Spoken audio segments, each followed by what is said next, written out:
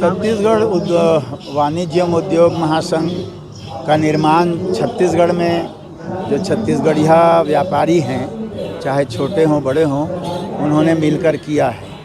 कुछ समय पहले किए थे, लगभग 8-10 साल पहले, लेकिन अभी 1.5-2 साल से काफ़ी सक्रियता आई है। 5-6 हज़ार लोग इससे जुड़ चुके हैं और व्यापार में एक दूसरे को सहयोग कर रहे हैं।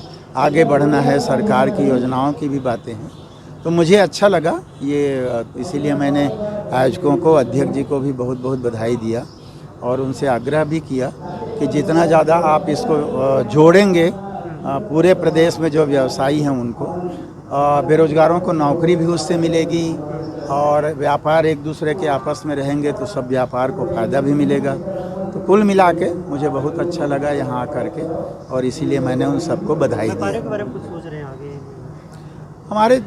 हमारे मुख्यमंत्री माननीय भूपेश बघेल जी व्यापारियों के लिए, बड़े हों छोटे हों, योजनाएं बनाते हैं। जो सब्सिडी या छूट देने की है वो सब करते रहते हैं।